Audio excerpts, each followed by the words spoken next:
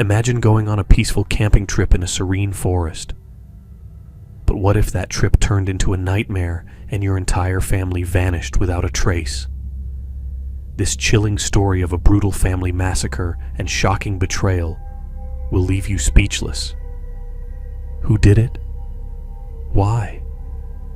And most terrifying of all, how did they get away with it for so long?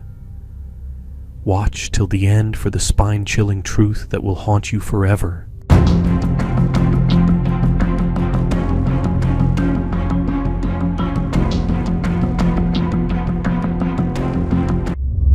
In Canada, there is a province called British Columbia, and within it lies a park known as Wells Gray Provincial Park.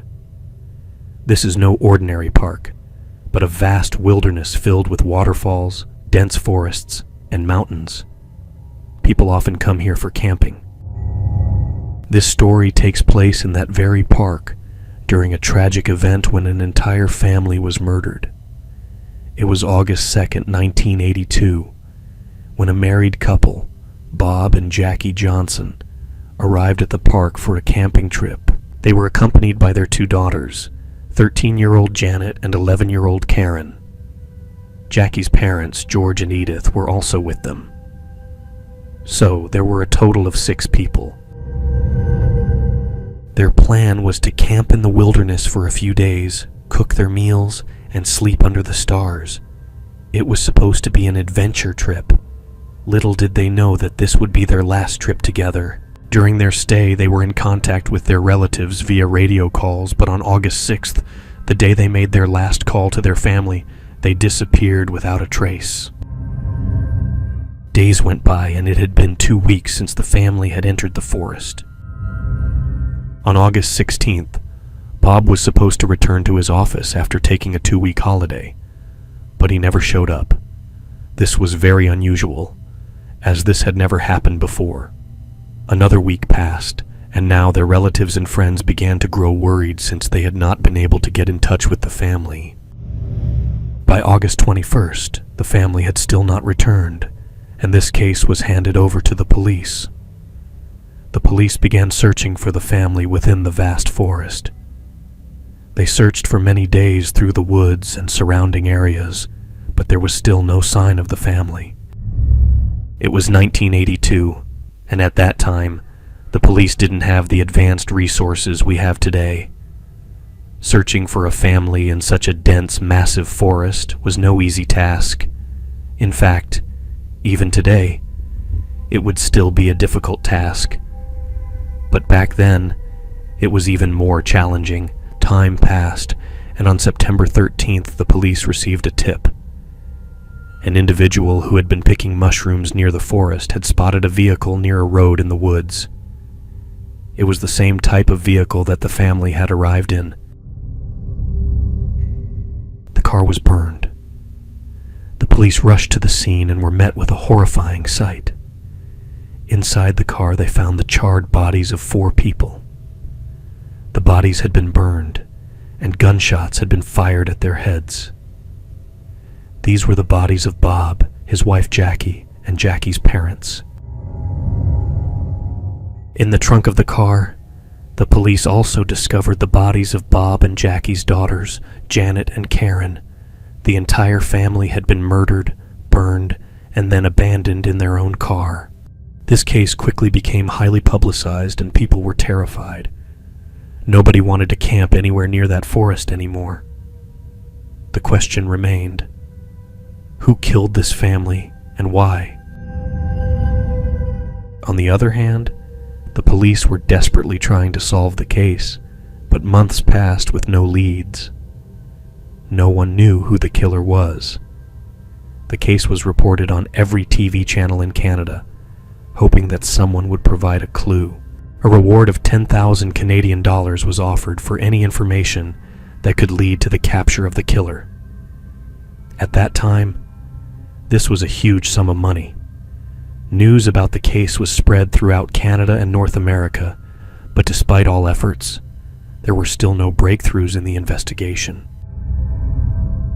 Time passed, and the killer of this family was still roaming free. By the summer of 1983, when families would usually come to camp in the park and forest, no one was willing to visit anymore. But then, finally, the police received a breakthrough. On October 18th, 1983, police found a burned pickup truck in the same forest. The truck had been spotted by two workers who were working in the forest. The truck was located near Trophy Mountain, not far from where the bodies of the family had been found. The most significant detail was that this truck had also been set on fire. This led police to believe that the truck might belong to the killer, who had committed the gruesome murders and then destroyed his vehicle to cover his tracks. The discovery of the truck raised even more questions. Was this the killer's vehicle? Did it hold the key to solving the case? The Canadian police faced heavy criticism for missing such a major piece of evidence in the forest, which had been there all along. The pickup truck was lifted by helicopter and transported to a police crime lab. However, the truck had been so badly burned that no valuable evidence could be recovered from it. The police then began questioning locals in the area. According to them, they had received over 13,000 tips regarding the case. Just a month later, the police made an arrest. The man was David Williams, a 24-year-old who was arrested on November 19, 1983. The story behind his arrest was quite intriguing. During the investigation, the police had been questioning several people when a local resident who lived near the forest provided a crucial lead.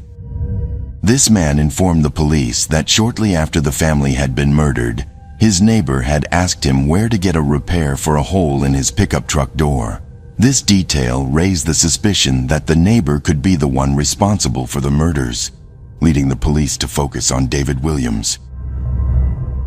When the police found the burned pickup truck in the forest, which was likely the killer's, they discovered that the truck had a hole in the door. The police asked the local resident about the truck and its owner, and he revealed that it belonged to David Williams. The police then arrested David, but the question remained: why did he burn his own truck with a hole in the door, leaving it in the forest just like the family's car, and the family themselves had been burned? David was visibly nervous, and the police were sure they had finally found the killer. He quickly confessed to murdering the family of 6. However, the big question remained: why did he commit such a brutal act? What was the motive behind the murders? David revealed that he had been watching the family ever since they arrived at the forest for camping. On August 10th, he shot and killed 4 members of the family, shooting them in the head. He then abducted Bob and Jackie's daughters, taking them with him.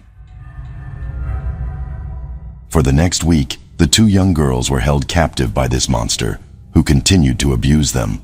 After a week of torment, David finally killed the 2 sisters as well.